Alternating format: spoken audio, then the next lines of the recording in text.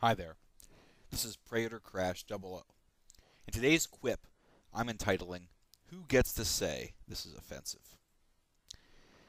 I was scouring the internet today, looking for political junk, and I came across an article on the Daily Caller. It just talked about a young man, a freshman in high school, who was suspended for putting a picture of a gun on his computer at school. He was suspended, but the punishment was soon lifted after his father went to the local press. Now let's stop for a moment. The school suspends this boy for putting a picture on his laptop.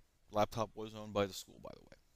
So, okay, I'm not going to pass judgment yet. Perhaps there's a policy that says you can't do that. You can't put personal pictures on a school laptop. All right, let's not pass judgment. Let's see what the school policy says. I'm quoting from the Daily Caller article. District policy states that students cannot use school-issued laptops to send or display offensive messages or pictures. Students also cannot use them to produce, retrieve, send, or forward images that are considered harassing, threatening, or illegal. Whoa, let's stop for a moment. Fair enough, except what was offensive, harassing, threatening, or illegal about this young man putting a picture on a laptop? Nothing. The picture didn't have blood on it, didn't have a gun pointing at somebody. It was simply a picture of a firearm. In fact, the article goes on to say that the student was actually thinking about joining the military after high school. And so he was just guns were in his mind. It's the military. They are involved with guns, of course. And he put that on his school laptop. What is offensive about that? What's offensive about a picture of a gun? There are guns in the United States, people. They shouldn't be offensive. Harassing? It's a picture of a gun. It's not pointed at anybody. There's no emblems around it that could be mistaken for something dubious or heinous. There's nothing threatening about it. It's just a picture of a gun. It's not pointed at anybody. There's no photo in the picture the barrel is pointing at.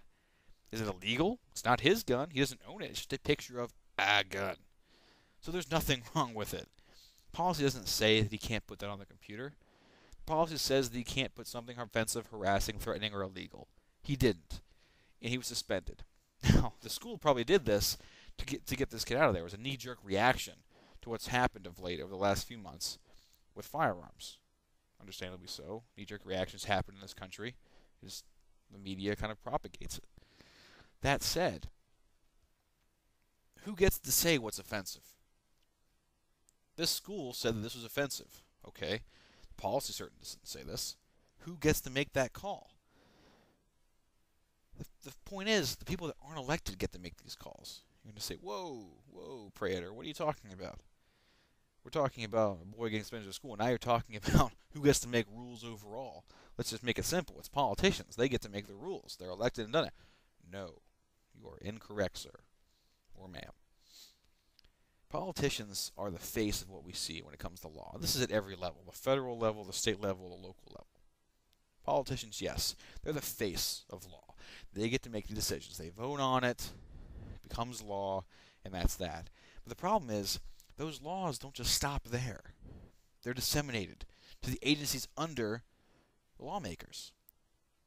The problem is, these agencies aren't elected. These people are appointed. Or just employees.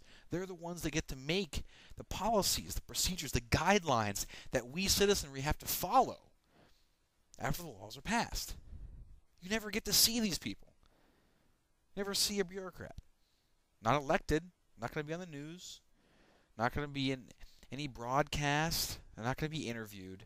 They're just somebody that writes the more specific guidelines.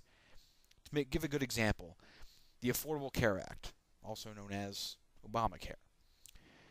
Everyone was up in arms at the fact that it was 2,000 pages long and no one read it. As ridiculous as that is, I will admit, that's not the worst of it.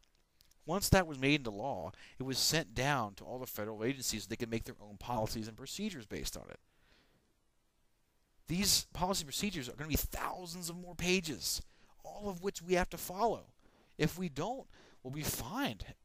Maybe we'll go to jail. I don't know. I don't know what the IRS is allowed to do. I haven't read the law. I have no idea what the IRS's powers are now based on the Affordable Care Act. Because bureaucrats get to write them. It wasn't discussed in committee at Congress. This is established by bureaucrats we don't know. And the example about this young man at this school, people that we don't know made the call.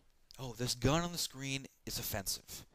Must be harassing, threatening, or illegal. Or they just said, I don't like it, he's got to go.